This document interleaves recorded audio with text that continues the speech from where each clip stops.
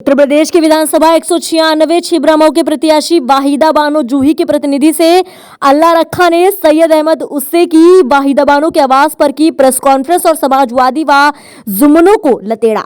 क्या वो वाकई आपको नुकसान पहुंचा पाएंगे? ताहिर हुसैन सिद्दीकी ताहिर चचा का जो वोट है वो जानता है उनकी किस तरीके से बेइज्जती की गई थी। वो दिन भूल गए क्या जब ताहिर चचा अपने ही घर की टंकी पे चढ़ के उन्होंने क्या कहा था। और एक सवाल बहुत ज़्यादा चर्चित में चल रहा है, क्या हम अब दरी नहीं बिछाएंगे, चटाई नहीं बिछाएंगे, कुर्सियां नहीं डालेंगे? क्या आप लगता है कि ये मुस्लिम समाज दोबारा से सपा के लिए दरी और चटाई बिछाएगा या नहीं बिछाएगा? नहीं बिछाएगा, इसमें कोई कहने वाली बात नहीं। जुम्मन शब्द चलता रहेगा या चर्चाओं में रहेगा?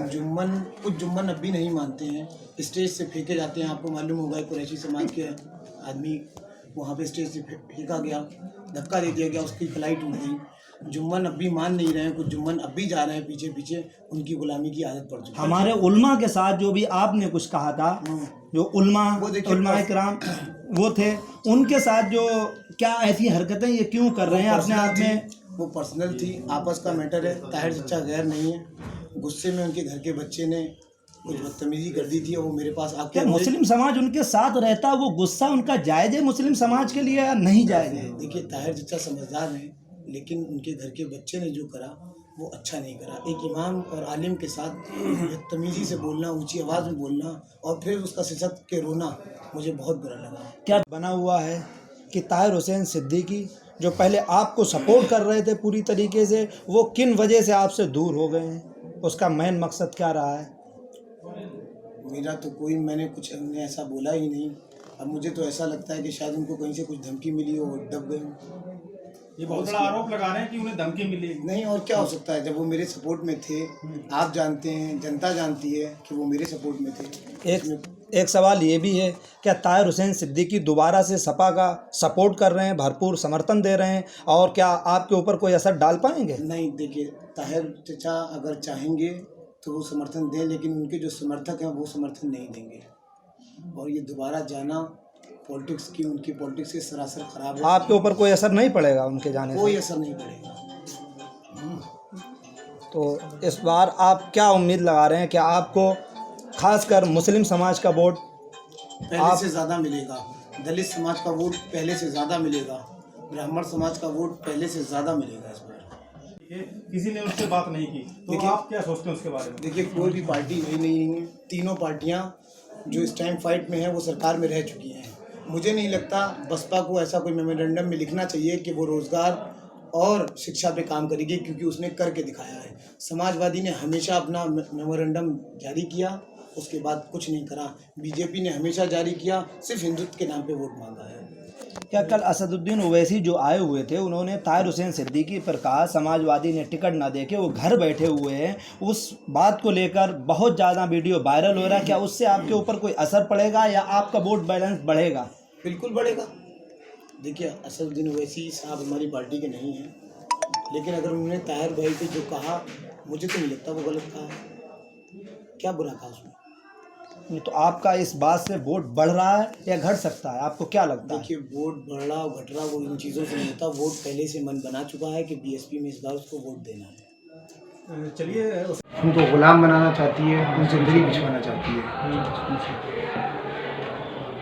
सर, अभी आपका एक वीडियो वायरल हो रहा है, ओसैफ जी, आपका एक वीडियो ये वायरल हो रहा है कि आपने जो है ताहिर हुसैन सिद्दीकी के समाजवादी पार्टी में दोबारा प्रचार प्रसार करने पर आपने एक इमोशनल कार्ड खेलने का आरोप लगा रहे हैं विरोधी। आपने अपने वीडियो में थोड़ा इमोशनल टाइप के आप हो गए थे, इसके जरिए से वो लोग आरोप लगा रहे हैं कि इमोशनल कार्ड खेल रहे हैं उससे। सबसे पहली बात तो मैं इमोशनल नहीं हुआ, लेकिन जब कोई बीच से राह छोड़ के भागता है तो बुरा लगता है। और उनको इस टाइम पर जो उनके साथ धोखा हुआ उसका जवाब देना चाहिए था, ना कि उनके पाली में दोबारा बैठ जाना चाहिए। तो आगे क्या रणनीति है, क्योंकि अभी समय कम हो चुका है, आचार संहिता भी 5 बज चुका है, लग चुकी है, किस तरीके से देख रहे हैं पूरा चुनाव? हम लोग आचार संहिता का पालन करते हुए, जो गाइडलाइन दी गई है हम लोग को उसका पालन करते हुए प्रचार प्रसार करेंगे। जितना कहा गया उतना ही। अब लड़ाई जो है त्रिकोणीय नजर आ रही है, क्योंकि लगातार 3 दिन से पीएम मोदी, उसके बाद सीएम योगी आदित्यनाथ, फिर अखिलेश यादव, उसके बाद एमआईएम के राष्ट्रीय अध्यक्ष असदुद्दीन ओवैसी आ रहे हैं लगातार आपकी छिबरामऊ विधानसभा में। तो क्या लग रहा है बहुजन समाज पार्टी कहाँ पे खड़ी है इस समय? बहुजन समाज पार्टी और बीजेपी की फाइट है।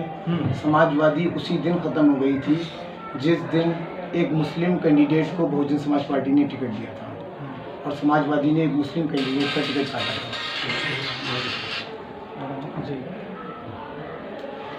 सवाल करो यार क्या? एक सवाल ये भी है, लोगों के चर्चाओं में बना हुआ है कि ताहिर हुसैन सिद्दीकी जो पहले आपको सपोर्ट कर रहे थे पूरी तरीके से, वो किन वजह से आपसे दूर हो गए हैं, उसका मेन मकसद क्या रहा है? मेरा तो मैंने कुछ उन्हें ऐसा बोला ही नहीं। अब मुझे तो ऐसा लगता है कि शायद उनको कहीं से कुछ धमकी मिली हो और दब गए। ये बहुत बड़ा आरोप लगा रहे हैं कि उन्हें धमकी मिली। नहीं, और क्या हो सकता है जब वो मेरे सपोर्ट में थे। आप जानते हैं, जनता जानती है कि वो मेरे सपोर्ट में थे। एक सवाल ये भी है, क्या ताहिर हुसैन सिद्दीकी दोबारा से सपा का सपोर्ट कर रहे हैं, भरपूर समर्थन दे रहे हैं, और क्या आपके ऊपर कोई असर डाल पाएंगे? नहीं, देखिए, ताहिर चचा अगर चाहेंगे तो वो समर्थन दें, लेकिन उनके जो समर्थक हैं वो समर्थन नहीं देंगे। और ये दोबारा जाना पॉलिटिक्स की, उनकी पॉलिटिक्स से सरासर खराब है। आपके ऊपर कोई असर नहीं पड़ेगा उनके जाने से? कोई असर नहीं पड़ेगा। तो इस बार आप क्या उम्मीद लगा रहे हैं? क्या आपको खासकर मुस्लिम समाज का वोट पहले से ज़्यादा मिलेगा, दलित समाज का वोट पहले से ज़्यादा मिलेगा, ब्राह्मण समाज का वोट पहले से ज़्यादा मिलेगा इसमें। मुस्लिम समाज कहीं आपसे रूठ तो नहीं रहा है? ताहिर हुसैन सिद्दीकी के साथ में जो दिखाई दे रहा है वोट, क्या वो वाकई आपको नुकसान? संबोधित किया था, तो किस तरीके का माहौल देख रहे हैं जूही सुल्तान के, जिसमें आप उनके लिए समर्थन में प्रचार करने के लिए आए थे? मैंने जो सुना था उससे बेहतर माहौल दिखा मुझे। और हर बिरादरी के लोग वहाँ मौजूद थे, हर मज़हब के थे। आखिरी मीटिंग थी और बहुत जोश था इनके कार्यकर्ताओं में, और ये जोश मुझे लगता है कि 20 तारीख को जोश के रूप में बदल जाएगा। अभी आपने अपनी जनसभा में ये भी कहा था कि माफ़ कीजिएगा, असदुद्दीन ओवैसी जब कल आए हुए थे कन्नौज में, और खासकर छिबरामऊ विधानसभा में सिकंदरपुर में सभा को संबोधित कर रहे थे, तो उन्होंने एक वर्ड ये बोला था कि चाहे सपा हो चाहे बसपा हो, मुस्लिमों को सबने लूटा है। ओवैसी साहब की मैं बहुत इज्जत करता हूँ, और ये जवाब ओवैसी साहब से पूछने का है। नहीं, क्योंकि आपने अभी मंच से ये भी कहा था, क्योंकि ये नई सपा और पुरानी सपा का अंतर आप बता रहे थे, तो उसी का जैसे आप खेल रहे हैं वैसे ओवैसी खेल रहे हैं। नई सपा में फर्क दिख रहा है। मैनिफेस्टो देखिए, आप लोग पत्रकार साथी हैं, मैनिफेस्टो देखिए, 2012 का मैनिफेस्टो देखिए, 2022 का मैनिफेस्टो देखिए, जिसको लोग प्रेस में या टीवी के माध्यम से, अखबारों में नहीं ला रहे हैं। 2012 के मैनिफेस्टो में 18% आरक्षण लिखा था मुसलमानों के लिए, पूरा नहीं किया गया। इस मैनिफेस्टो को उठा के देखिए 2022 में मुसलमानों के लिए क्या लिखा है, कुछ है ही। मैं मैनिफेस्टो की बात कर रहा हूँ। तो सपा और नई सपा, ये लफ्ज़ मैंने नहीं दिया है। नई सपा लफ्ज़ नई सपा के नेताओं ने ही दिया है। मैंने मंच पर भी कहा था, कांग्रेस तो नई कांग्रेस नहीं लड़ रही है, भाजपा नई भाजपा नहीं बनी, बसपा नई बसपा नहीं बनी, आखिर सपा को नई सपा लिखने की ज़रूरत क्यों पड़ी? ये लफ्ज़ मेरा नहीं है, ये उन्हीं का है। नई सपा का मतलब है कुछ बदलाव। जो बदलाव वो दिख रहा है वो ये है कि साइकिल के 2 पहिए कहलाते थे, एक माननीय मुलायम सिंह जी का, एक आजम साहब का, मैं भी सपा में था, दोनों गायब हैं। योगी आदित्यनाथ ने कल किसी टीवी चैनल पे ये भी कहा था कि समाजवादी पार्टी आजम खान को नहीं निकालेगी, वो चाहती तो निकाल सकती थी। उस पर आपकी क्या प्रतिक्रिया रहेगी? देखिए, माननीय आजम साहब की मैं बहुत इज्जत करता हूँ, मेरे बड़े हैं, और ये जवाब चुनाव के बाद पूछिएगा, ये राज रहने दीजिए। लगभग यूपी चुनाव पूरा होने आ रहा है, लगभग 20 तारीख को वोट पड़ेंगे, 2 दिन।